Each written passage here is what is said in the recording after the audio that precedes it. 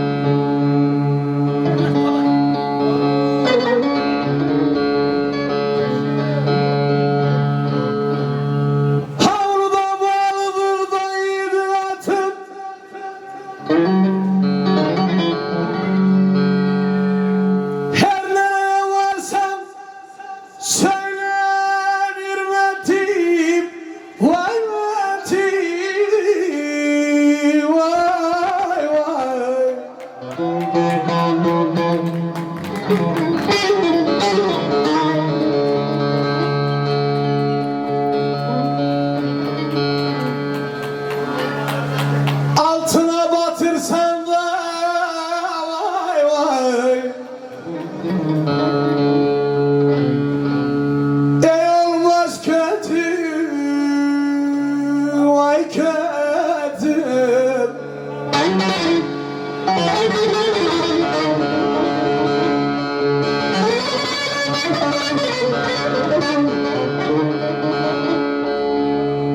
Aslı Karademir ceferden olmaz of.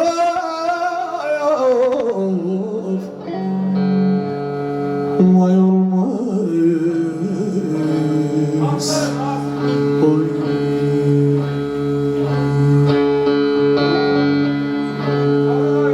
Altına batırsam bana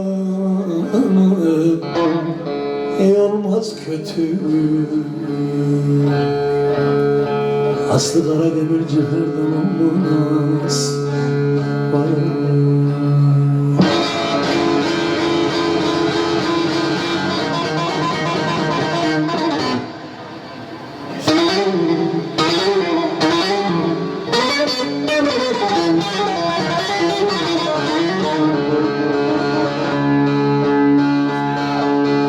Tanıyorum.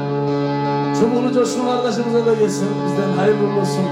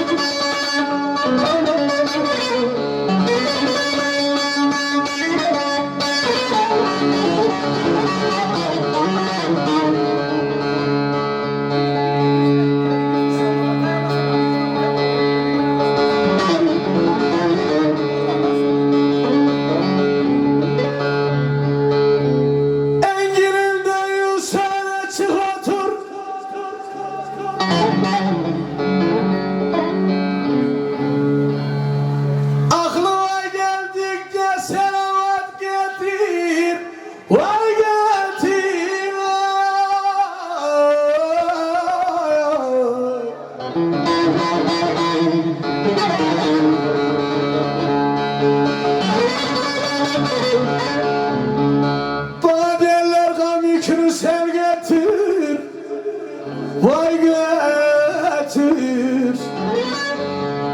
Gam yükünü götürmeye dermanım var benim of.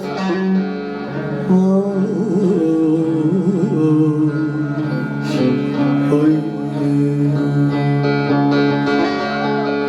Bana derler gam yükünü sev götür, yükünü götürmeye dermanım var.